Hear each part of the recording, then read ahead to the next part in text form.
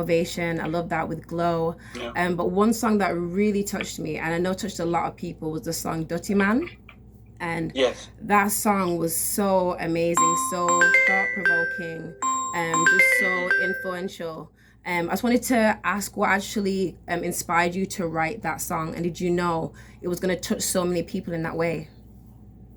Dirty Man is a song that, you know, I believe as he mentioned a while ago, he was saying that maybe it's God that sent that person to tell me that I could sing. I feel like Dirty Man is from a divine power. Like it's something that I won't be able to explain, but it was me just being a human. You know, take away artists from, you know, the name Romain Virgo from, you know, this was just me being me and being real and being a human and seeing a situation going on, not just in my country or in my community, but the world at large. And I feel like it was my duty as a human being, but also as a man, because as men, we don't talk about issues like these enough. And I don't believe that we give, you know, the women enough support when it comes on to issues like this. And so therefore I feel like the whole idea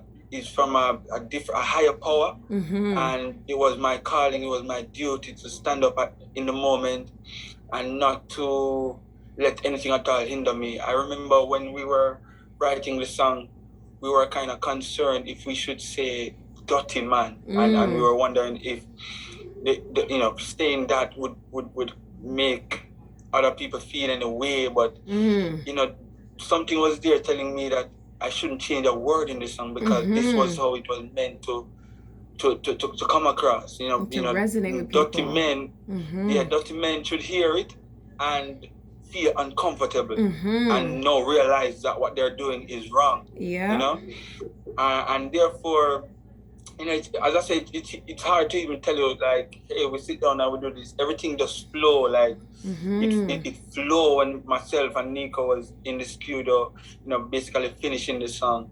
And we didn't change a thing about it. We wrote it the exact way it came. And, you know, I'm just happy, you know, that it came out that way. It came out within a time where we were doing a big show here in Jamaica, which was, you know, Reggae Sunfest, Sunfest, sorry. And this little girl, her name is Tisha. You know, I would say that higher power sent her. To you know, she heard me singing the song one time on the internet without even releasing the song. It was unreleased at the time. Wow. She did the song and said that, hey, I want to record. I want to do something with Romain.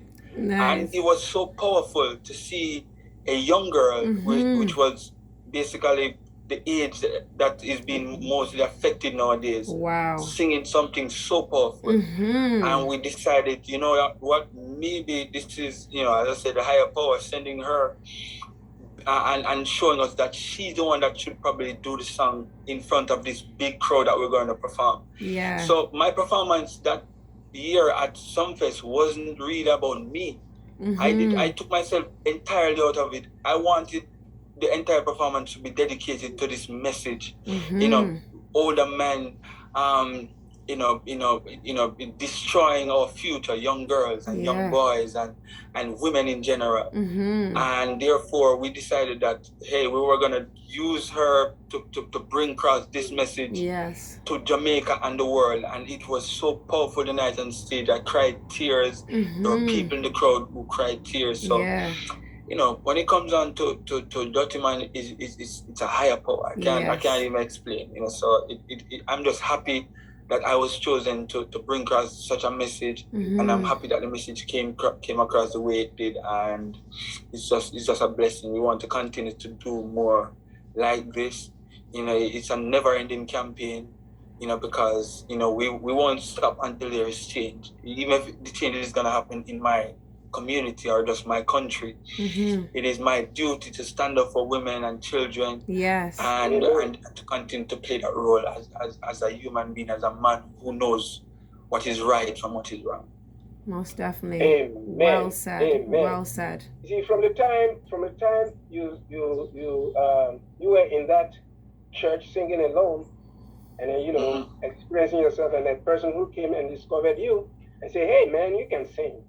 And from the time that Tisha also heard you and then put the message to where it's supposed to be, I think what I said before was God. It was God's calling. It was a higher power, man, for real.